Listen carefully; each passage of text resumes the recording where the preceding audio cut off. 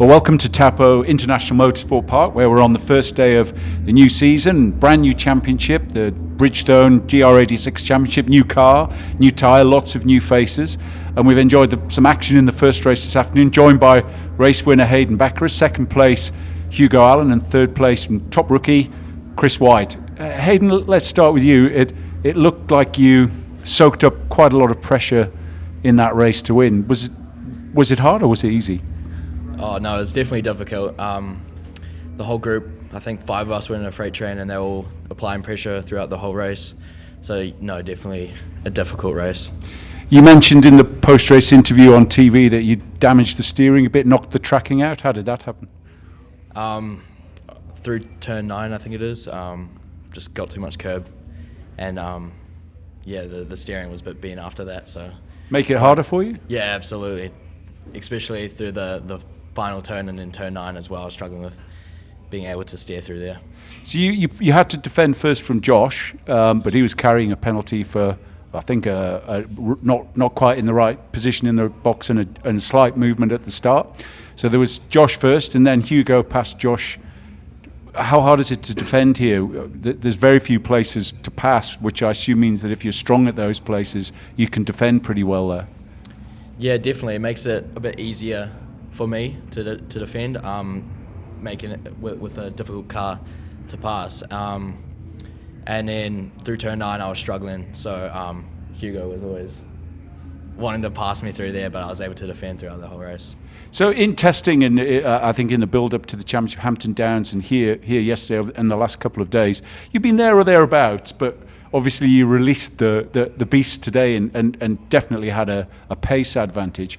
In the testing, is it hard to keep some of the advantages away from the others, you know, when you're driving, particularly as we have to release the data of the fastest guys?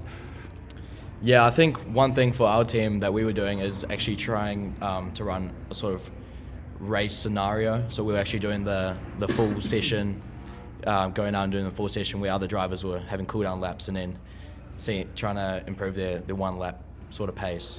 Yeah. Is the one-lap pace going to be critical this season, or is the race pace going to be more important? I would have to say the one-lap pace, just because track position is so important. So having a strong qualifying is what's going to determine how your weekend sort of goes. Yeah. Hugo, we'll move on to Hugo. Hugo, welcome back to the podium. Thank you, mate. It's been a couple of years, and you were right on the pace yesterday in testing. You topped all 3 sessions. Couldn't quite get there today, but you had plenty of race pace. Talk us through your day. Yeah, I think we probably shared too much yesterday. Obviously, fast lap shares all the data, so not ideal, but we did it. I did it in the morning, and I think I surprised myself with how much pace we had.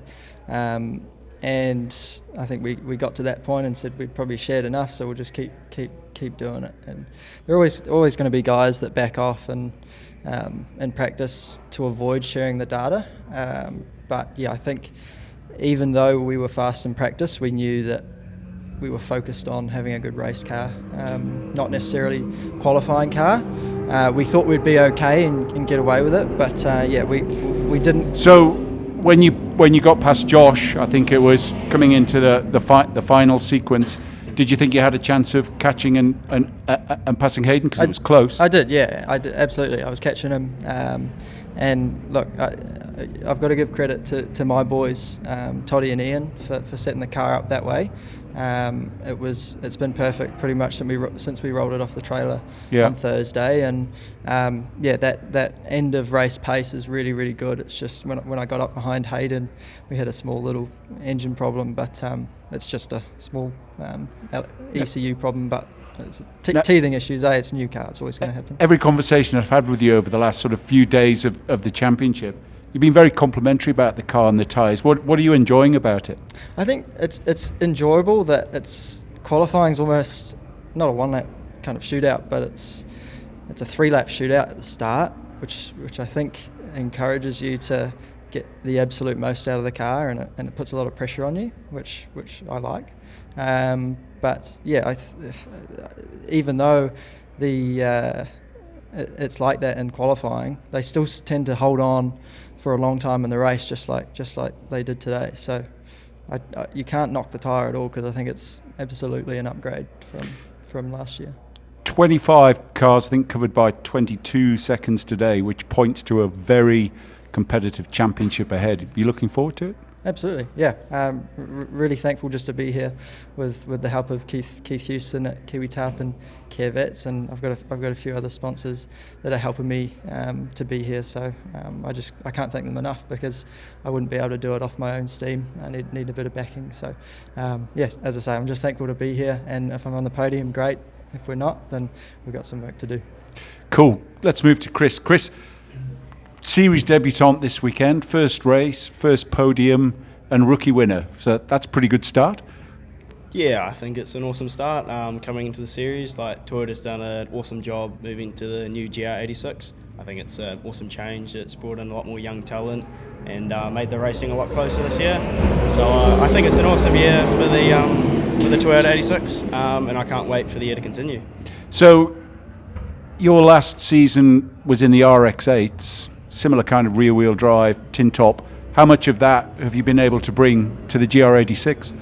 I think I've been able to bring everything from it. It's a one-make series as well. It's got quite a lot of talent, and the racing there is super close, sort of like the 86s. So I think I learnt all my key crafts and skills in that series, which I was able to transfer to this series and be able to get a little bit of success. So I think that was an awesome career path. Can't thank them enough for what they've done, and again, Toyota.